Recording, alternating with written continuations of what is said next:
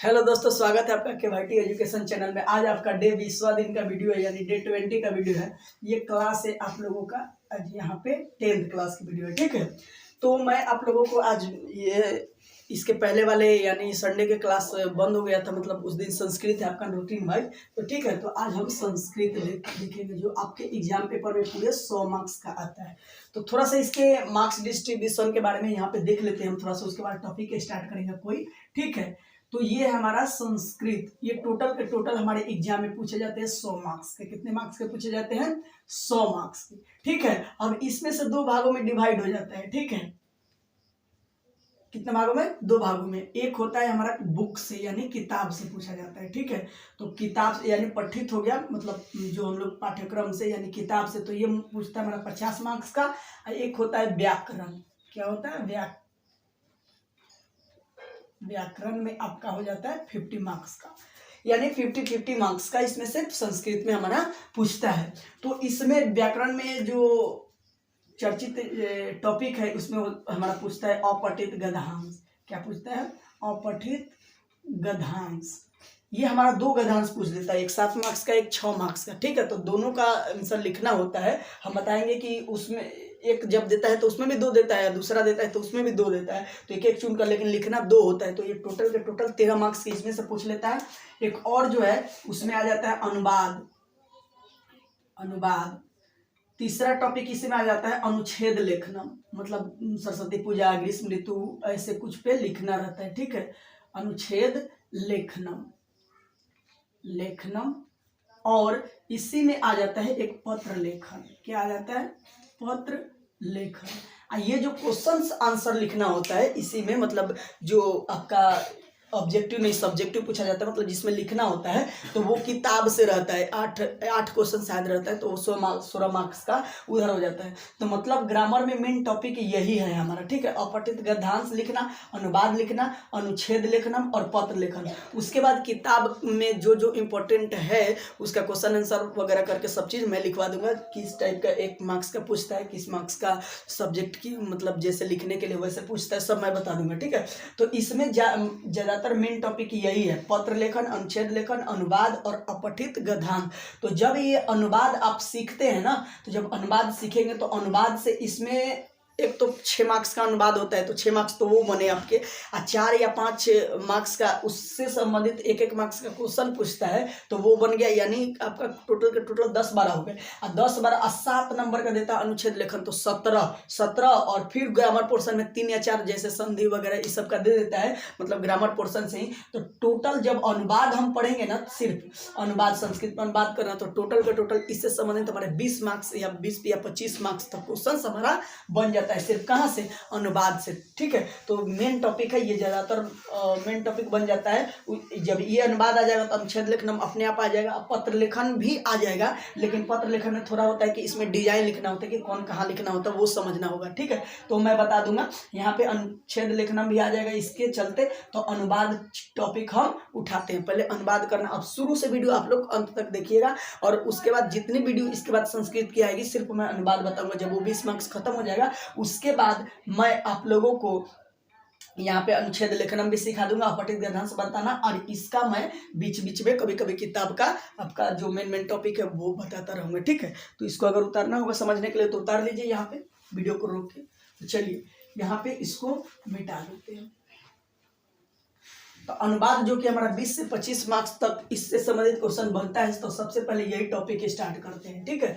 तो ये topic start करने से पहले हमें जानना होता है कि देखिए, पहले शुरू से बनाते हैं। तो लकार का जो बनाया जाता है अनुवाद, मतलब थोड़ा हल्का, जैसे मैं जाता हूँ वहाँ घर जाता है, वहाँ पढ़े, तुम दौड़े, तुमने पढ़ा, ये सब का इस टाइप का जो पूछा जाता है, मतलब जिसमें एक कर्ता हो और एक क्रिया हो, उस टाइप का वाक्य का हम अभी अनुवाद देखेंगे, ठीक है। तो वो लकार से संबंधित होता है। उसके बाद उसी में कारक वगैरह पढ़ के तब सबका, जैसे बालक शब्द का रूप चलता है, धातु शब्द का रूप चलता है, वैसे सब मैं आप लोगों को बताऊंगा, ठीक है। तो सबसे पहले, इससे पहले जानने से पहले, एक हमें कर्ता और क्रिया, तो क्रिया तो हर बार अलग अलग हो जाएगा लेकिन कर्ता वही रहेगा, तो कर्ता की जरूरत पड़ती है, तो कर्ता का मैं नाम यहाँ पे लिखा देता हूँ, ठीक है। एक खन्ना बना के यहाँ पे, ये हो गया हमारा एक वचन, यहाँ हो गया हमारा द्विवचन, ये हो गया हमारा बहुवचन। यहाँ पे मैं क्या करता हूँ, ये वाला मिटा के यहाँ पे ये है हमारा कर्ता के नौ रूप। क्या है? कर्ता के नौ रूप। ठीक है, ये देखिए मैं आप लोग को देख लूँ, दिख रहा है ना? हाँ दिख रहा है वहां पे। ठीक है, कर्ता के नौ रूप हो गया। अब यहाँ पे लिखा मैंने प्रथम पुरुष, ये दूसरा है हमारा मध्यम पुरुष, तीसरा है हमारा उत्तम पुरुष, तीसरा हो जाएगा हमारा उत्तम पुरुष। यहां से ये गया,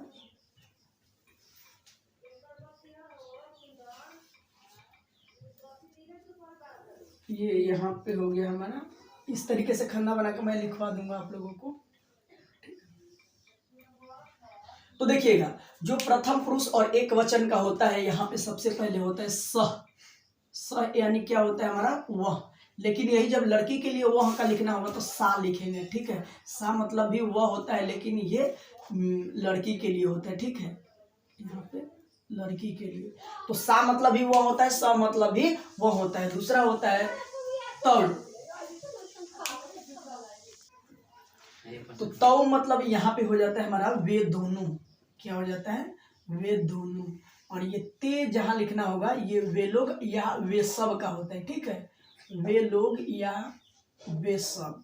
तो वे लोग या वे सब का जब लिखना होगा तो हम क्या लिखेंगे? ते। अब यहाँ पे होता है त्वम। क्या होता है? त्वम मतलब होता है हमारा तुम भी होता है और आप भी होता है। ठीक है, दोनों होता है। आप या तुम का जब लिखना होगा संस्कृत तो हम लिखेंगे त्वम। ठीक है, अब इसका भी रूप चलता है हमारा, त्वम का भी रूप चलता है, तो मैं बता दूंगा। सह का भी चलता है और अहम का भी रूप चलता है, तो वो सारा मैं लिखवा दूंगा। ठीक है, तुम का हो गया, यहाँ पे हो जाता है हमारा युवाम, यानी तुम दोनों हो जाएगा या आप दोनों आ जाएगा। ठीक है, दोनों चलेगा आपका, तुम दोनों। युयम जो होता है वो हमारा तुम सब का भी होता है और तुम लोग का भी होता है। तुम सब और तुम लोग का भी होता है। ठीक है, यहाँ पे।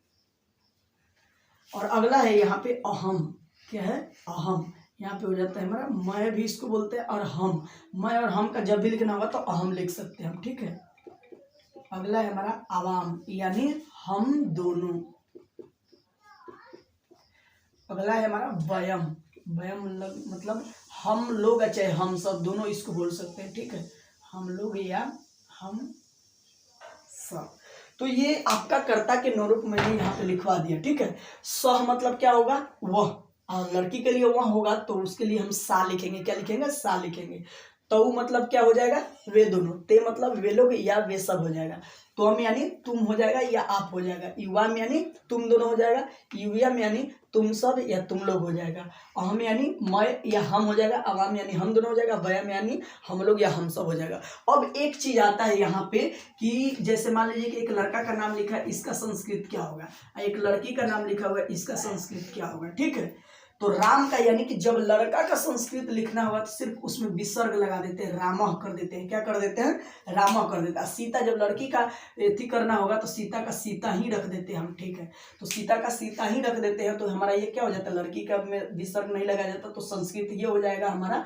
और ये राम के रामह यहाँ पे लिख दिया जाता है। तो नाम का तो लिखने आ गया। बाकी ये जो कर्ता के रूप मैंने लिखवाया, ये कर्ता के 9 रूप भी आप लोग याद कर लीजिएगा। इसके बाद मैं क्रिया के 9 रूप में क्रिया कौन कौन सी लकार के टाइप के, उसके बाद शब्द रूप के आधार पर वो सब चीजें मैं लिखवा दूंगा। उसके बाद अनुवाद करना सिखाऊंगा। तो इस वीडियो में मैं आज इतना ही बताऊंगा, सिर्फ कर्ता के 9 रूप। ये क्या कीजिएगा कि आप लोग याद करके और इसको लिख के और मेरे व्हाट्सएप पे भेज दीजिएगा आप लोग, तो मैं चेक करके बता दूंगा कि बच्चों का सही है। लेकिन याद हो जाए तभी लिखना है। ठीक है, बिना याद किए नहीं। ये तो आप लोगों को समझ में आ गया। ये संस्कृत में कर्ता के 9 रूप है। ठीक है, तो अगले वीडियो में मैं आप लोगों को क्रिया से संबंधित, यानी जब भी संस्कृत वीडियो आएगी तो अनुवाद में आगे बढ़ने की कोशिश करेंगे। बाकी के लिए बहुत बहुत धन्यवाद। जय हिंद।